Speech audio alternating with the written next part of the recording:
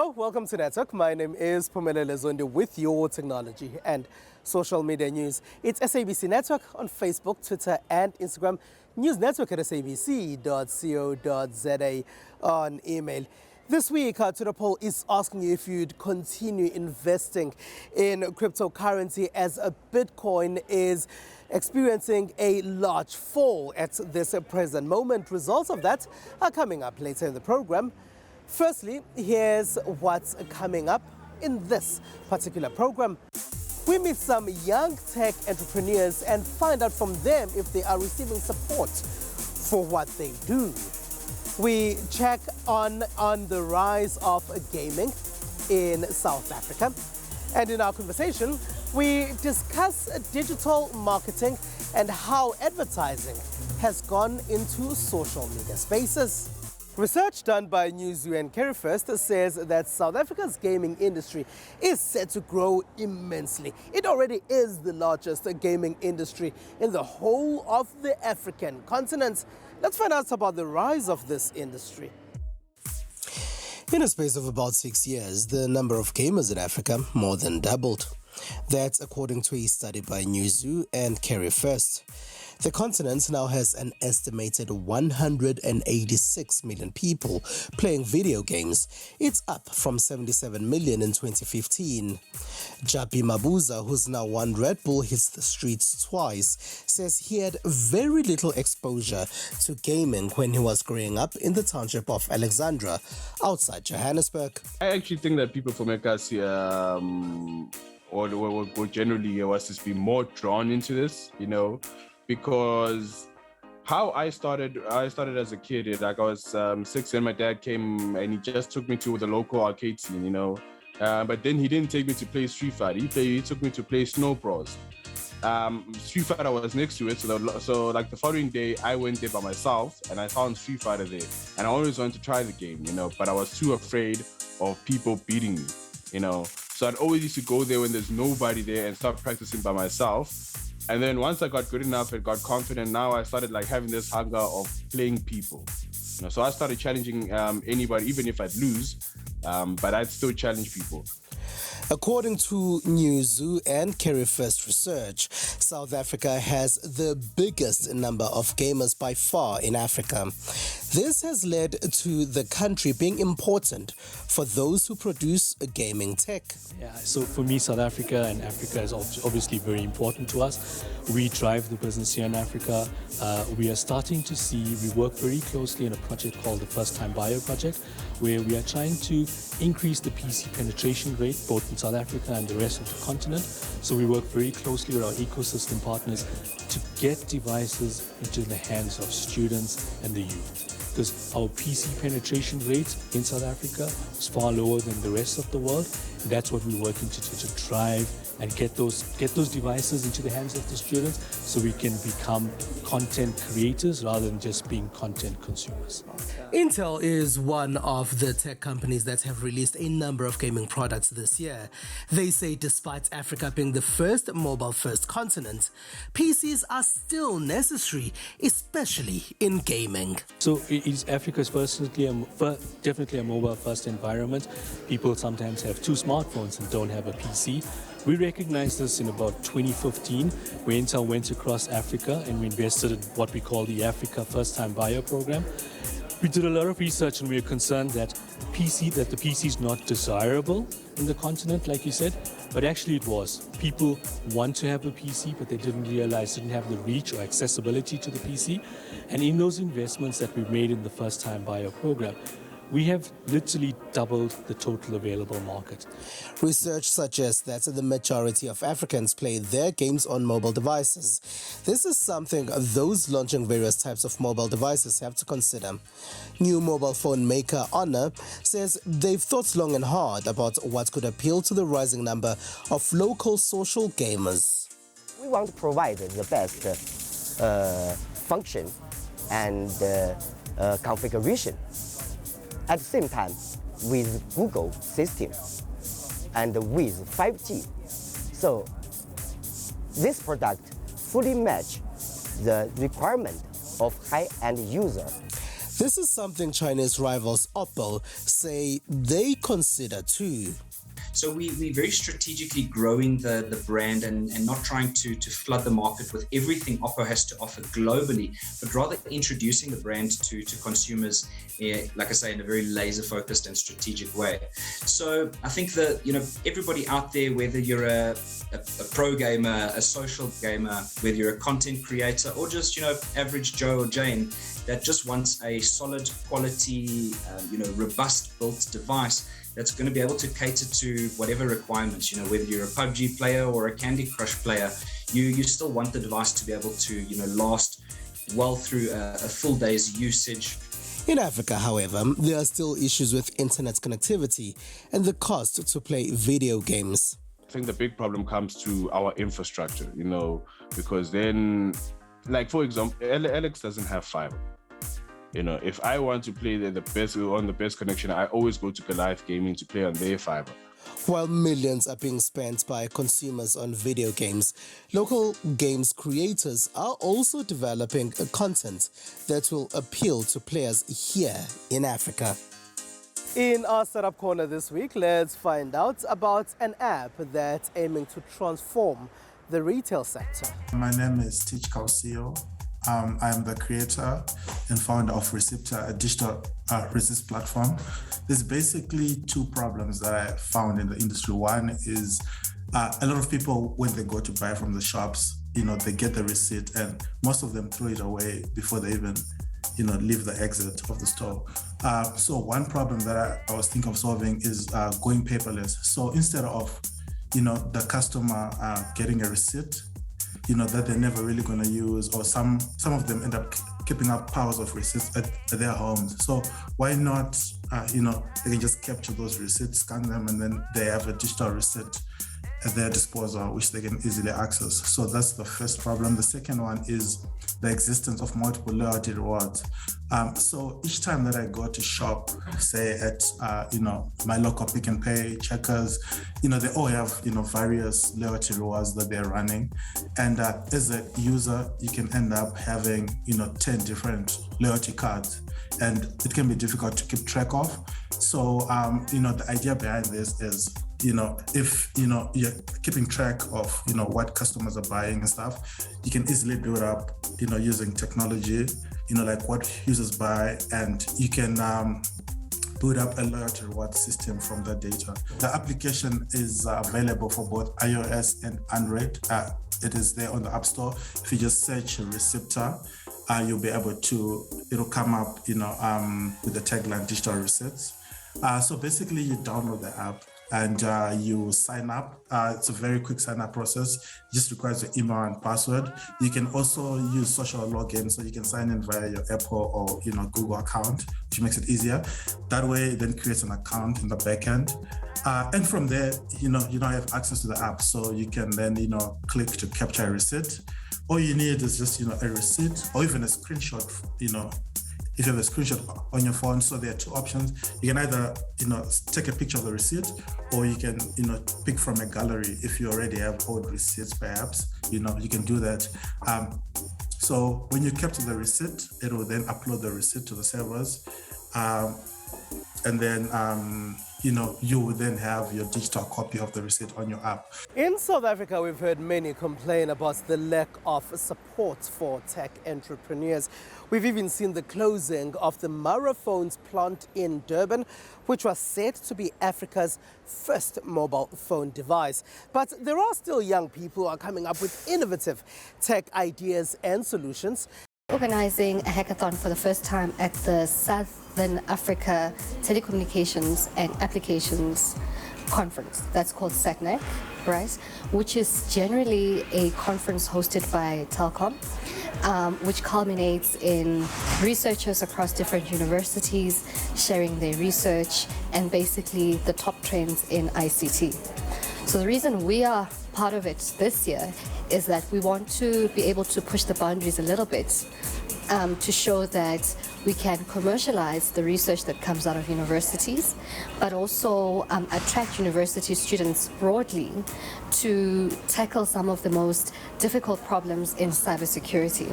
The Yabasadi in 4IR program is an initiative by the JP Morgan Foundation and Simologong Digital Innovation Precinct to bring women closer to the 4IR agenda. Women are entrepreneurs by far, but their businesses do not scale as well as the men's businesses do. They are also not well represented in the ICT space.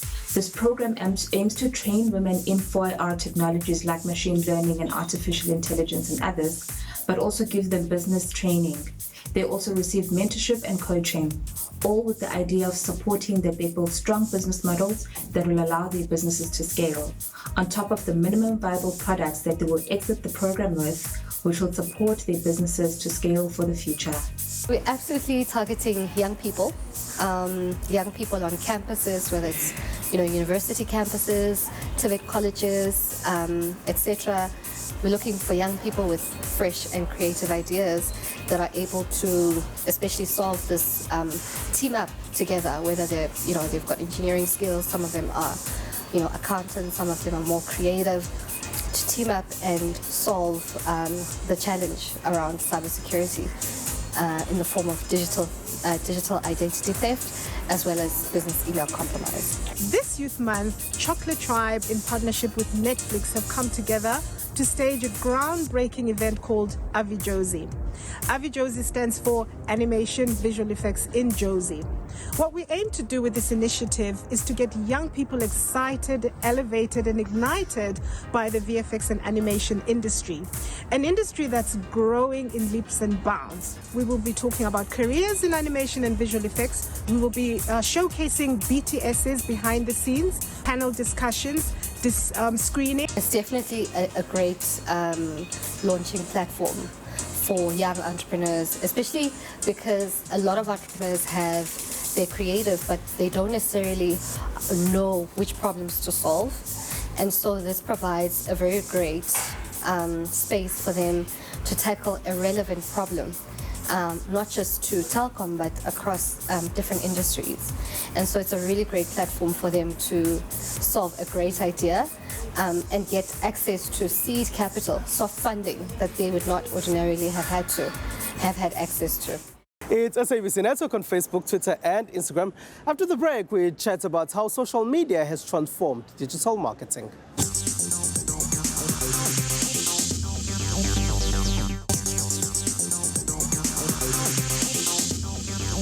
It is SABC Network on Facebook, Twitter and Instagram. It's News Network at sabc.co.za on email. Welcome back. Now, the last 2 years have been quite interesting for the advertising and marketing spaces because everything shut down and everything went indoors. Those that could film adverts outside could not do that any longer. But it created new opportunities and new spaces for the advertising space to get to audiences. To talk about all of this is Luri's CEO, Pritesh Suraj. Pritesh, thank you very much for being a part of our network. Maybe if you can start by telling us about how the road to this year's Luris is going. I think one of the challenges we had is everyone knows there's been a COVID environment, and if you're in a eventing space, you couldn't really hold lots of physical events. So we went first virtual, and then last year we had a smaller event, and now it almost feels like this culmination of this 3-year journey where we've got a really exciting, full-scale physical event planned. You have digital partners this year. Who are those digital partners?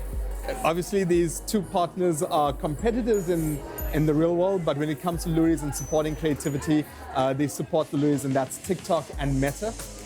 So TikTok has been our rankings partner, assisting us in the rankings process. And then we have Meta, who's been helping us with a lot of work in diversity, equity and inclusion and supporting the Luris Youth Committee. TikTok and Instagram have largely changed the landscape of advertising and how people consume ads and how marketers reach audiences. What has that change been? Those platforms have been the reason that we've had the emergence of influencers or creators, as they like to call them these days as well. So the creators that you actually have are really now taking these platforms and are able to create content and bring their own little media channels. this is something we could have never had in a previous time. And I think both Meta and both TikTok are leading the way in terms of this in two totally different ways. So yeah, it's fantastic for brands, it's fantastic for agencies, and fantastic for the people who are able to create amazing content. You also have a digital category this year. Tell us about that. We have a fantastic digital category where we're getting great entries, everything from things planned for the web to our mobile devices itself. So we get a number of amazing entries that are coming in. Obviously, I can't share too much at this particular point in time because we're still accepting entries. But as I look at the entry list, you're seeing some of the biggest names in the technology world entering their entries into the Loeries itself, all for the chance to win that coveted Loerie.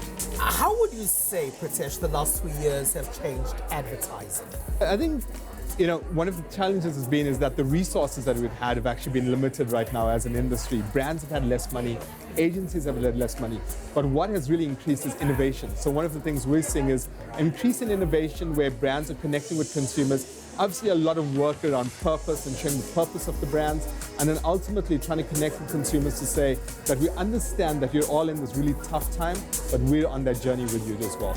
You've been traveling from South to the Middle East. Are you looking at some great work? Absolutely, absolutely. As you know, the Loeries covers the whole of Africa and the Middle East, over 71 countries and nearly 2 billion people. And that's what's amazing. You're seeing work that's designed to resonate with different audiences, micro audiences in different markets. And so, yeah, so we're getting amazing work. And so you will see, I'm sure, at the Loeries, South African work going up against work from the Middle East and Nigeria and Kenya. And I really can't wait to see which comes out on top. All right, Pritesh Suraj, CEO of the Loeries, thank you very much for being a part of our network. And with that, let's take a quick break. It's SABC Network on Facebook, Twitter, and Instagram.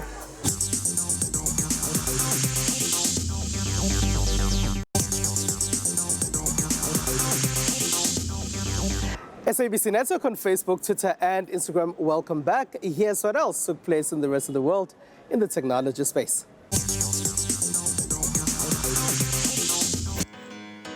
The technology behind so-called deepfake videos is helping boost the impact of a new generation of adverts for missing people. When displayed on a digital billboard, the new ads feature the missing person's picture moving from side to side and smiling, created using artificial intelligence. It was very disconcerting to see Leah looking at us and looking around. People watching was one of her favourite things to do, me and her, when we were out shopping, and it just felt like she was there with me. The new poster design also features a QR code that links to the missing person's website, and the background includes a map of where they were last seen. And now in Japan. The country's scientists said humanoids will be able to appear even more lifelike in the future, thanks to an innovation which wraps a machine with living human skin. Japanese scientists at the University of Tokyo have developed a robotic finger covered in living skin and is able to heal itself. Like real human skin, the lab-grown coating is water repellent and wrinkles up when the robot's fingers curls. これまでじゃあ人間らしいとか人間っぽい振る舞いをするというロボットって例えばどう人間が喋ったことに対して応答するかとかあるいはどう振る舞うかその動きですね。でそれから見た目外見がどのように人間っぽくなっているかっていうようないろんな視点で研究はされてるんですけれども今回はですねその外見をいかにその人間に近づけるかというようなところで一つの成果が出ているというふうに思っています。Takeuchi and his team hopes to add additional features to the skin, such as a nervous or vascular system, to further improve its function.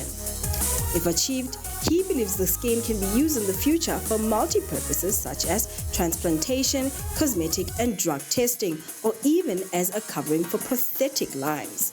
And now in the UK. A self-powering mobile phone mast is being trialled in the UK to help bring better connectivity to rural and remote regions, so-called not spots. Vodafone says the first mast incorporates a wind turbine, solar panels and on-site battery storage to provide 4G coverage to the community in rural Wales. It's a self-powering mobile phone mast, the first one in the UK, and it integrates wind and solar power to provide renewable electricity to the mast. in a village called Eglwysuru in Pembrokeshire in West Wales. And this mast is part of our innovation around renewables, which means we can reduce our carbon emissions, and also is supporting our ambition to connect difficult to connect rural areas of the UK. The trial of the self-powering mast will last 2 years, with data gathered helping Vodafone optimize the technology and determine which sites are more suitable for the masts.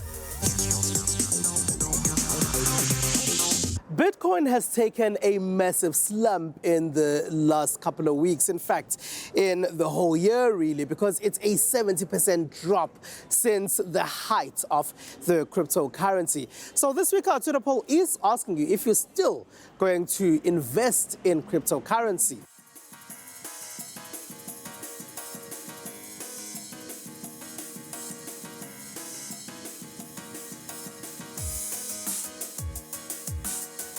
All right, and that's it. That's all we have for you. Find us on SABC Network on Facebook, Twitter, and Instagram. It is News Network at sabc.co.za on email. From me, it's Phumelele Zondi and the rest of the network team. Have a good one. Bye-bye.